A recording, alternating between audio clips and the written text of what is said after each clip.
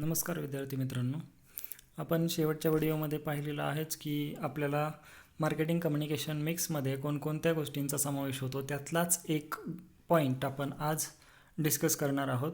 ते म्हणजे अंतर्गत जाहिरात असेल किंवा जाहिरातीचा पॉईंट आपण डिस्कस करणार आहोत. त्याच्यामध्ये दोन पॉईंट येतात, ते म्हणजे अंतर्गत जाहिरात आणि बाह्य जाहिरात. त्यालाच आपण काय म्हणू शकतो, आपण असंही म्हणू शकतो की एखाद्या व्यवसाय संस्थेमध्ये इनडोअर ॲडव्हर्टाइजमेंट कशा पद्धतीने केली जाते आणि आउटडोअर ॲडव्हर्टाइजमेंट कशा पद्धतीनं केली जात असते.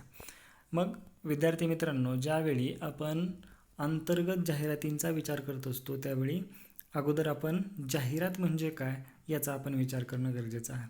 आता जाहिरात हा पॉईंट कोणत्या पीमध्ये येतो आपल्याला माहीत आहे की विपणनामध्ये 4 P's आहेत, जे महत्त्वाचे 4 P's आपण मानतो.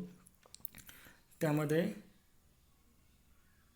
आपणाला एक पी येतो, तो म्हणजे प्रमोशनचा, आणि त्या पीमध्ये आपल्याला या सर्व घटकांचा विचार करावयाचा आहे. म्हणजे जाहिरात हा घटक हा कशाचा पार्ट आहे, प्रमोशनचा पार्ट आहे, हे लक्षात घ्यायचे.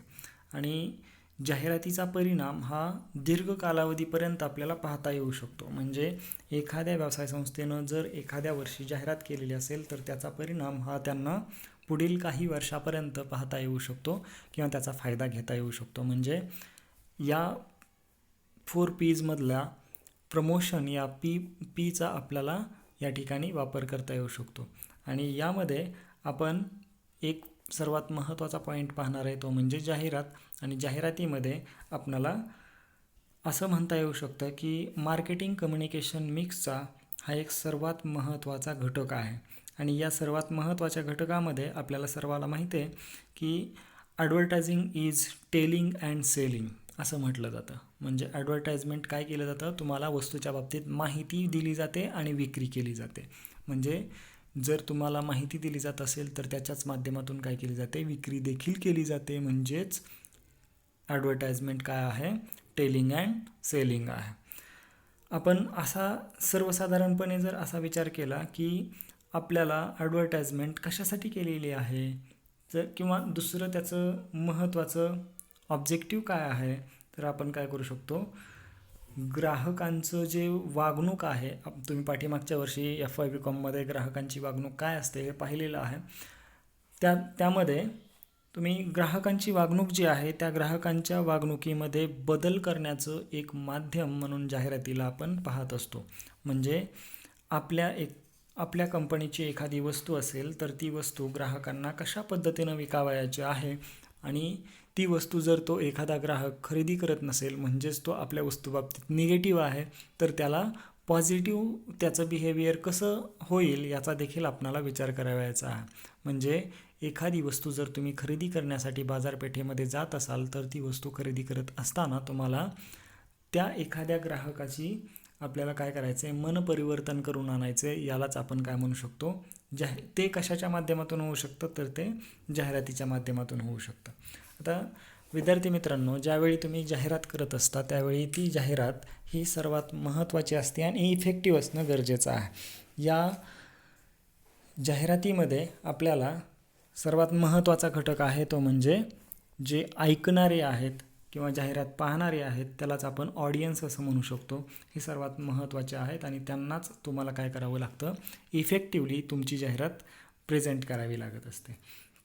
या जाहिरातीमध्ये तुम्हाला सर्वांना माहीत आहे की ॲडव्हर्टाइजमेंट करणारा जो ॲडव्हर्टायझर आहे तो काय करत असतो, तो ऑडियन्सबरोबर बोलत असतो आणि त्याच्या माध्यमातून जाहिरात केली जात असते. त्याचबरोबर या सर्व घटकांचा विचार करता आपण एखाद्या व्यक्तीचा जो प्रॉस्पेक्टिव्ह तुमचा बायर आहे, तो प्रॉस्पेक्टिव्ह बायरला तुम्ही काय करू शकता, ती वस्तू खरेदी करण्यासाठी इन्फ्लुएन्स करू शकता त्या ग्राहकाला काय करू शकता, प्रवृत्त करू शकता की ती एखादी वस्तू खरेदी करावी. म्हणजे एखाद्या व्यक्तीनं किंवा एखाद्या कंपनीनं एखादी जाहिरात जर केलेली असेल तर त्याचा इफेक्ट काय होणार आहे, तर ती वस्तू एखाद्या ग्राहकानं खरेदी करणं याच्यामध्ये त्याचं परिवर्तन होणार आहे. म्हणजे ॲडव्हर्टायझिंग कम्युनिकेशन हे काय आहे, is effective if the advertiser focuses on the 2 elements of the advertising communication, that is the source or the endorser of the message, and the most important part is message. So students, याच्यामध्ये आपल्याला advertisement media कोणकोणत्या आहेत याचा विचार करणं गरजेचं आहे.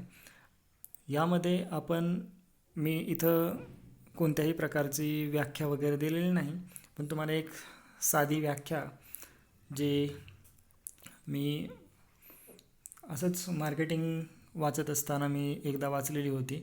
त्यामध्ये ब्रेनन असं म्हणतात की the term media embraces each and every method that the advertiser has at his command to carry his message to the public. असं म्हटलेलं आहे. म्हणजेच काय, ॲडव्हर्टाइजमेंटच्या माध्यमातून एखादा ॲडव्हर्टाईज करणारा ॲडव्हर्टायझर काय करत असतो, त्यांचे जे मेसेज आहेत ते पब्लिकपर्यंत म्हणजे प्रॉस्पेक्टिव्ह बायरपर्यंत, ग्राहकांपर्यंत काय करत असतात, पोहोचवत असतात. यालाच आपण काय म्हणतो, मीडिया असं म्हणत असतो. आता ॲडव्हर्टायझिंग मीडिया याचा आपणाला विचार करणं गरजेचंच आहे. याच्यामध्ये ॲडव्हर्टायझिंग मीडिया याच्यामध्ये आपल्याला काय करता येऊ शकतं, the physical means where by the manufacturer of goods or utilities or a supplier of services tells the consumer about his product or service असं म्हणता येऊ शकतं. आणि याच्या माध्यमातून आपल्याला एखादी वस्तू असेल किंवा सेवा असेल ते आपल्याला ग्राहकांना सहजरित्या काय करता येते, विकता येते. त्यामुळे विद्यार्थी मित्रांनो, आपण या जाहिरातीच्या पहिल्या पार्टकडे जातो आहे. आपण फक्त या लेक्चरमध्ये जेवढे शक्य असेल तेवढे पॉईंट घेऊया. जर शिल्लक राहिले तर आपण त्याचा एक वेगळा व्हिडिओ तयार करूया, कारण अपलोड करण्यासाठी थोडासा डेटा जास्त जातो. त्यामुळं आपल्याला जेवढं शक्य आहे तेवढं आपण या व्हिडिओमध्ये पाहूया. पहिला पॉईंट यामध्ये आहे तो म्हणजे अंतर्गत जाहिराती किंवा त्यालाच इंडोर ॲडव्हर्टायझिंग मीडिया असंही म्हटलं जातं. आता अंतर्गत जाहिरात माध्यमं कोणकोणती आहेत तर आपल्याला इथं स्क्रीनवरती तुम्ही पाहू शकता की छापील जाहिराती असू शकतात. त्यामध्ये 2 प्रकारच्या छापील जाहिराती असतात, ते म्हणजे वर्तमानपत्रे असतील, मासिके असतील, आपण असंही म्हणू शकतो पुस्तके असतील, यांचा देखील आपल्याला विचार करता येऊ शकतो. दुसरं आहे ते म्हणजे रेडिओ, TV जाहिरात कोणत्या माध्यमातून केली जाते तर चित्रपटांच्या माध्यमातून जाहिरात केली जाते, इंटरनेटच्या माध्यमातून जाहिरात केली जाते. हे सर्व कशामध्ये येतात, अंतर्गत जाहिरातीचे माध्यमं आहेत. इंडोर ॲडव्हर्टायझिंग मीडिया याच्यामध्ये समावेश होतो. आणि दुसरं महत्त्वाचं आहे ते म्हणजे बाह्य माध्यमे म्हणजे आउटडोअर ॲडव्हर्टायझिंग मीडिया. आता जर बाह्य माध्यमांचा विचार केला तर याच्यामध्ये पोस्टर असेल, रंगवलेल्या जाहिराती असतील, फिरतं प्रदर्शन असेल, स्काय रायटिंग असेल. याच्याचबरोबर 5वा पॉईंट आहे तो म्हणजे सँडविच मॅन असेल. याचा देखील आपल्याला विचार करता येतो. बरं, आपण पहिल्या पॉईंटपासून पुढे जाऊया. पहिला पॉईंट आहे तो म्हणजे छापील जाहिराती. आता आपण फक्त 2च घटकांचा विचार करूया या ठिकाणी. Print media basically includes newspapers and magazines. त्यामुळं आपण पहिले 2च पॉईंट आपण याच्यामध्ये पाहतोय ते म्हणजे वर्तमानपत्रे आणि मॅगझिन म्हणजे मासिके. समजा आपल्याला एखाद्या व्यवसाय संस्थेची एखादी ॲडव्हर्टाइजमेंट करायची असेल तर पहिला ऑप्शन तुमच्या पुढे उपलब्ध असतो तो म्हणजे जाहिरात कशामध्ये करायची तर वर्तमानपत्रामध्ये करायची. म्हणजे विद्यार्थी मित्रांनो, जर तुमची जाहिरात एखाद्या वर्तमानपत्रामध्ये करायची असेल म्हणजे रेप्युटेड वर्तमानपत्रामध्ये, न्यूजपेपरमध्ये जर तुमची जाहिरात करायची असेल तर तुम्हाला ती सहजरित्या शक्य होऊ शकतं. परंतु या जाहिरातीसाठी देखील तुम्हाला खूप मोठ्या प्रमाणात पैसे मोजावे लागू शकतात, म्हणजे खर्च करावा लागू शकतो.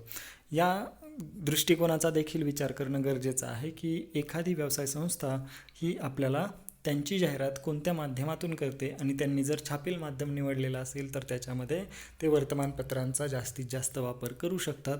आता तुम्हाला सर्वांना माहीत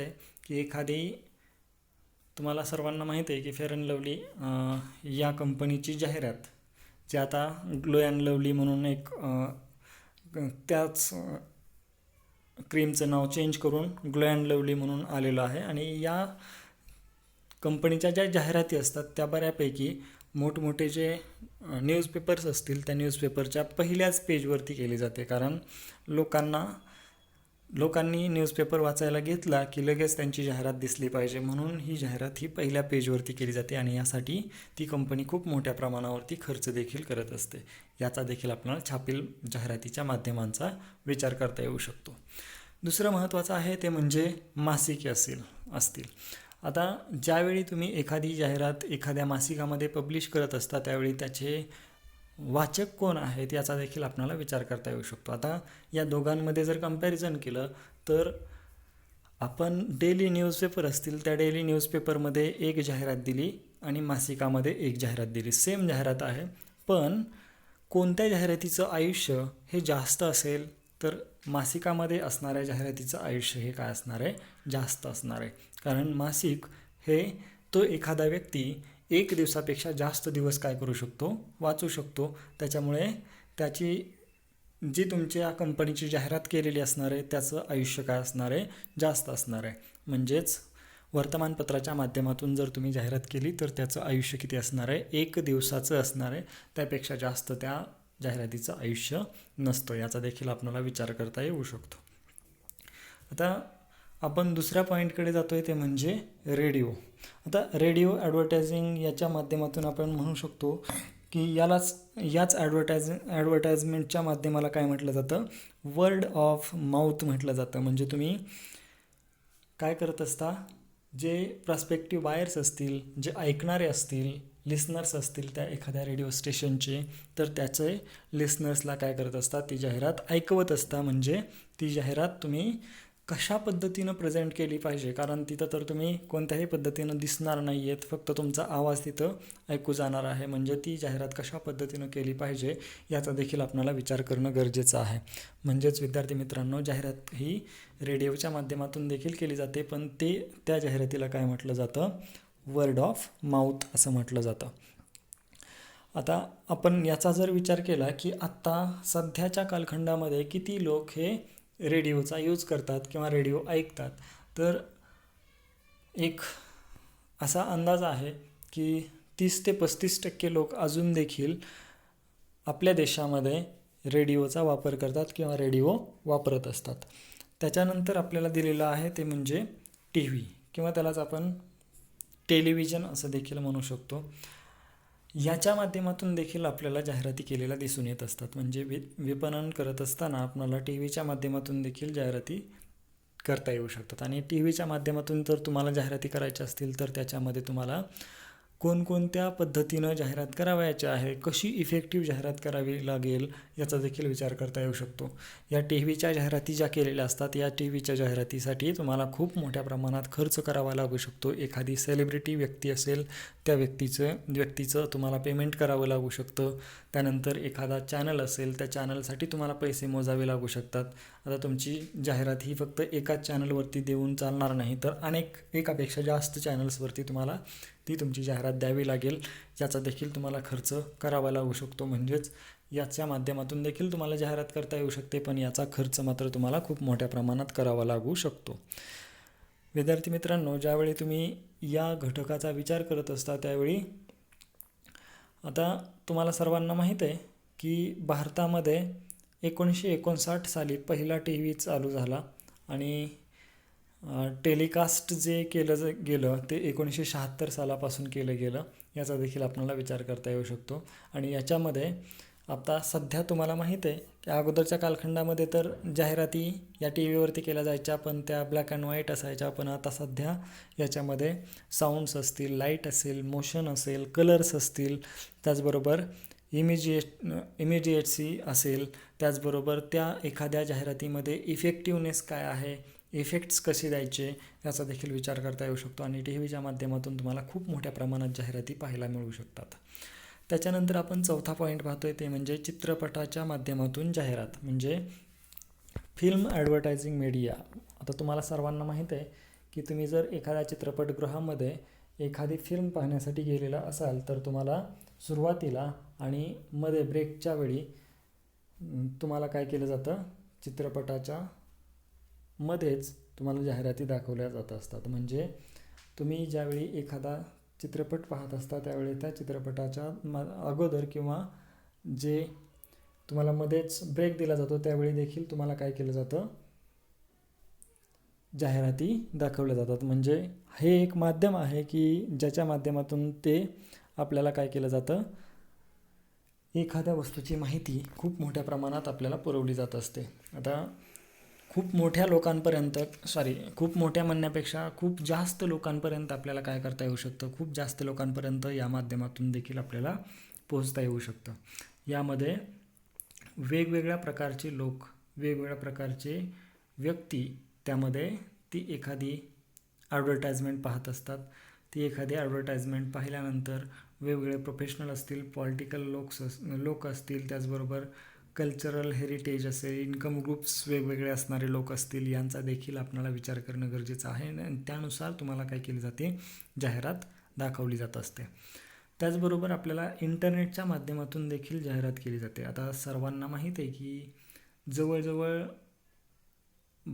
बरेच 70% जास्त लोक आपल्या देशामध्ये देखील आपण असं म्हणू शकतो की इंटरनेटचा वापर करतात आणि त्यामुळं इंटरनेट हे एक सर्वात मोठं ॲडव्हर्टाइजमेंटचं माध्यम झालेलं आहे आणि यामध्ये आपल्याला जगाच्या कानाकोपऱ्यापर्यंत पोहोचता येऊ शकतं. याचा देखील आपल्याला विचार करता येऊ शकेल आणि जगातील कोणत्याही ठिकाणी आपल्याला इंटरनेटचा ॲक्सेस मिळवता येऊ शकतो आणि त्याच्या माध्यमातून जर तुम्ही जाहिरात केली तर तुम्हाला पर्टिक्युलर वेब पेजला तुम्ही काय करत असता, ती जाहिरात फ्लॅश करत असता. याचा देखील आपल्याला विचार करता येऊ शकतो आणि जर तुम्ही ती जाहिरात या वेब पेजच्या माध्यमातून करत असाल तर तुम्हाला या जाहिराती ज्या आहेत त्या खूप इफेक्टिवली तुम्हाला काय करता येऊ शकतात. तुम्ही समजा एखादी वेबसाईट ओपन केलेली असेल तर तुम्हाला अगोदर काय केली जाते, जाहिरात दाखवली जाते किंवा ती जाहिरात काही सेकंदांसाठी फ्लॅश होत असते. याचा देखील तुम्हाला इंटरनेट ॲडव्हर्टायझिंगमध्ये समावेश केला जातो असं आपल्याला म्हणता येऊ शकतं.